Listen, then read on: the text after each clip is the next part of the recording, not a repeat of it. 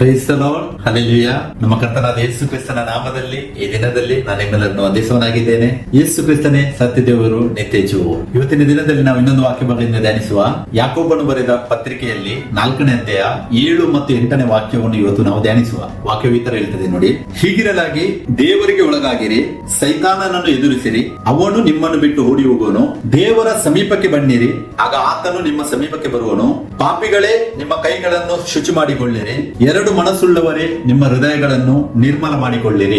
4:7 ಯಾಕೋಬನು ಹೇಳ್ತಾನೆ, ದೇವರಿಗೆ ಒಳಗಾಗಿರಿ, ಸೈತಾನನ್ನು ಎದುರಿಸಿರಿ, ಯಾಕಂತ ಹೇಳಿದ್ರೆ ಆತನು ನಿಮ್ಮನ್ನು ಬಿಟ್ಟು ಓಡಿ ಹೋಗುವನು. ಹೊಸ ಒಡಂಬಡಿಕೆಯಲ್ಲಿ ದೇವರೇನು ಮಾಡಿದ್ದಾರೆ, ಈ ಲೋಕಕ್ಕೆ ದೇಹವನ್ನು ಧರಿಸಿ ಕ್ರೂಜೆಯಲ್ಲಿ ತನ್ನನ್ನು ತಾನು ಸಮರ್ಪಿಸುವುದರ ಮುಖಾಂತರವಾಗಿ ಆ ಸೈತಾನನ ಹತ್ರ ಇದ್ದ ಅಧಿಕಾರವನ್ನು ದೇವರು ಹಿಂದಕ್ಕೆ ಪಡೆದಿದ್ದಾರೆ. ಆತನು ಆಳ್ವಿಕೆಯನ್ನು ನಡೆಸ್ತಾ ಇದ್ದನು. ಬಟ್ ಇವಾಗ ಯಾವಾಗ ನಾವು ದೇವರಿಗೆ ಒಳಗಾಗ್ತೇವೆ, ಆವಾಗ ಸೈತಾನನು ನಮಗೆ ಟೆಂಪ್ಟೇಷನ್ ತರಬಹುದು, ಬಟ್ ಆತನಿಗೆ ನಮ್ಮ ಮೇಲೆ ಅಧಿಕಾರವಿಲ್ಲ. ಇದನ್ನು ನಾವು ಅರಿಬೇಕು. ಯಾಕಂತಂದ್ರೆ ದೇವರ ಅಧೀನಕ್ಕೆ ನಾವು ಬರುವಾಗ ಆತನಿಗೆ ಅಧಿಕಾರವಿಲ್ಲ. ಬಟ್ ಯಾರೆಲ್ಲ ಆತನಿಗೆ ಅಧಿಕಾರ ಕೊಡ್ತಾರೆ ಅವರ ಮೇಲೆ ಆತನ ಅಧಿಕಾರ ನಡೆಸ್ತಾನೆ. ಅಧಿಕಾರ ಕೊಡುವುದಂತ ಹೇಳಿದ್ರೇನು? ಆತನಿಗೆ ಅಧಿಕಾರ, ಯಾವ ಅಧಿಕಾರ ಬೇಕು ಆತನಿಗೆ ಬೇಕಾಗಿರುವ ಮೇನ್ ಅಧಿಕಾರವೇ ಆಳ್ವಿಕೆಯನ್ನು ನಡೆಸುವಂತದ್ದು. ಯಾರೆಲ್ಲ ಆತನಿಗೆ ಆಳ್ವಿಕೆ ನಡೆಸುವ ಅಧಿಕಾರವನ್ನು ಕೊಡ್ತಾನೆ ಅವರನ್ನು ಆತನ ಕಂಟ್ರೋಲ್ ಮಾಡ್ಲಿಕ್ಕೆ ಸ್ಟಾರ್ಟ್ ಮಾಡ್ತಾನೆ. ಸೊ ಅದಕ್ಕೆ ವಾಕ್ಯವನ್ನು ಹೇಳ್ತದೆ, ದೇವರಿಗೆ ನಾವು ಒಳಗಾಗಬೇಕು, ಸೈತಾನನ್ನು ಎದುರಿಸಬೇಕು, ಅವನನ್ನು ಬಿಟ್ಟು ಓಡಿ ಹೋಗುತ್ತಾನೆ. ದೇವರ ಸಮೀಪಕ್ಕೆ ಬರುವುದು ಅಂದರೆ ವಾಕ್ಯದಲ್ಲಿ ನೆಲೆಗೊಳ್ಳುವುದು. ದೇವರ ಸಮೀಪಕ್ಕೆ ಬನ್ನಿರಿ, ಆಗ ಆತನು ನಿಮ್ಮ ಸಮೀಪಕ್ಕೆ ಬರುವನು.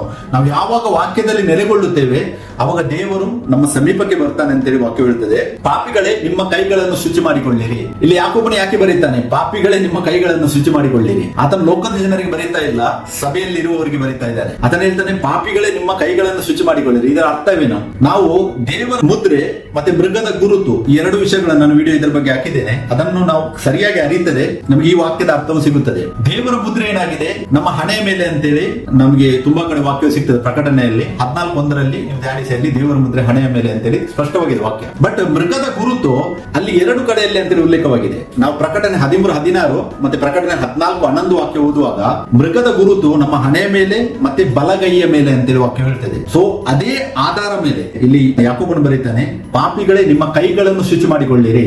ಕೈಗಳಂತ ಹೇಳಿದರೆ ದೇವರ ಆಜ್ಞೆಗೆ ವಿರುದ್ಧವಾದದ್ದನ್ನು ಯಾರು ಮಾಡ್ತಾರೆ ಮತ್ತೆ ಮಾಡ್ಲಿಕ್ಕೆ ಬೋಧಿಸ್ತಾರೆ, ಅದನ್ನೇ ಬೋಧಿಸುವಂತದ್ದೇ ಅದು ಕೈಗಳಲ್ಲಿ ಕಾರ್ಯರೂಪಕ್ಕೆ ತರುವಂತದ್ದು. ಸೊ ಅದಕ್ಕೆ ಯಾಕೋಬನು ಇಲ್ಲಿ ಬರೀತಾನೆ, ನಿಮ್ಮ ಕೈಗಳನ್ನು ಶುಚಿ ಮಾಡಿಕೊಳ್ಳಿರಿ ಅಂತ ಹೇಳಿದರೆ ದೇವರ ವಾಕ್ಯದಲ್ಲಿ ಇಲ್ಲದನ್ನು ನೀವು ಏನೆಲ್ಲ ಮಾಡ್ತಾ ಇದ್ದೀರಾ ಅದನ್ನು ಬಿಟ್ಟು ನಿಮ್ಮನ್ನು ನೀವು ಶುದ್ಧೀಕರಿಸಿ ಅಂತೇಳಿ ಆತನು ಹೇಳ್ತಾ ಇದ್ದಾನೆ. ಸಭೆಗೆ ಬರೀತಾ ಇದ್ದಾನೆ, ಲೋಕಕ್ಕೆಲ್ಲ ಆತನು ಬರೆಯುವುದು. ಪಾಪಿಗಳು ಅಂತ ಹೇಳಿದಾನೆ, ನಿಮ್ಮ ಕೈಗಳನ್ನು ಶುಚಿ ಮಾಡಿಕೊಳ್ಳಿರಿ ಅಂತ ಹೇಳಿದರೆ ದೇವರ ಆಜ್ಞೆ ಮತ್ತೆ ದೇವರ ವಾಕ್ಯದಲ್ಲಿ ಬರೆಯದೇ ಇದ್ದದ್ದನ್ನು ಯಾರೆಲ್ಲ ತಮ್ಮ ಜೀವಿತದಲ್ಲಿ ಅಳವಡಿಸಿಕೊಂಡು ಮುಂದಕ್ಕೆ ನಡೀತಾರ ಅವರ ಬಗ್ಗೆ ಆತನ ಎಚ್ಚರಿಸ್ತಾ ಇದ್ದಾನೆ ಇಲ್ಲಿ. ಮತ್ತೆ 2 ಮನಸ್ಸುಳ್ಳವರೇ, ನಿಮ್ಮ ಹೃದಯವನ್ನು ನಿರ್ಮಲ ಮಾಡಿಕೊಳ್ಳಿರಿ.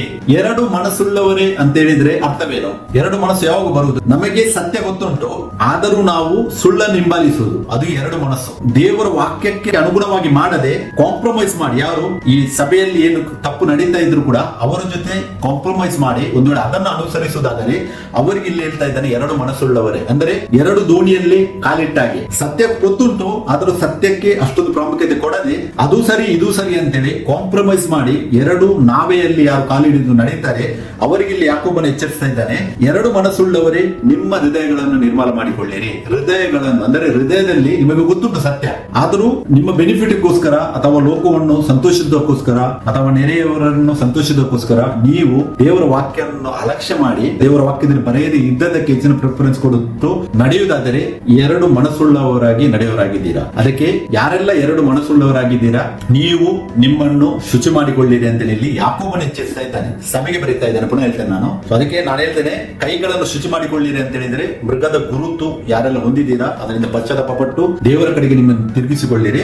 ಮತ್ತೆ 2 ಮನಸ್ಸುಳ್ಳವರೇ ಅಂತ ಹೇಳಿದರೆ ಸತ್ಯ ಗೊತ್ತಿದ್ದು ಕೂಡ ಗೊತ್ತಿಲ್ಲದಾಗಿ ಮಾಡಿದ್ರೆ ಅಥವಾ ಎಲ್ಲ ಮಾಡಿಫಿಕೇಶನ್ ಮಾಡಿ ನಿಮಗೆ ಬೇಕಾದ ನೀವು ಅಪ್ಲೈ ಮಾಡಿದ್ರೆ ಅದನ್ನು ನಿಮ್ಮ ಬಗ್ಗೆ ಯಾರೆಲ್ಲ ಮಾಡ್ತಾರೆ ಅವರ ಬಗ್ಗೆ ಎಚ್ಚರಿಸ್ತಾ ಇದ್ದಾನೆ. ನಾನು ದೇವರಿಗೆ ಸ್ತೋತ್ರವನ್ನು ಸಲ್ಲಿಸಿ ಈ ವಾಕ್ಯದಲ್ಲಿ ಮಾತಾಡುವಂತ ಕೃಪೆಯನ್ನು ಕೊಟ್ಟಿದ್ದಕ್ಕಾಗಿ ನಾನು ಇದರ ಎಲ್ಲ ಗಣಮಾನ ಮಹಿಮೆಯನ್ನು ನಮ್ಮ ಕರ್ತನ ರಕ್ಷಕನು ಒಡೆಯನಾದಂತ ಏಕದೇವ ಯೇಸು ಕ್ರಿಸ್ತನಿಗೆ ಸಲ್ಲಿಸ್ತೇನೆ. Praise the Lord. Thank you. Amen.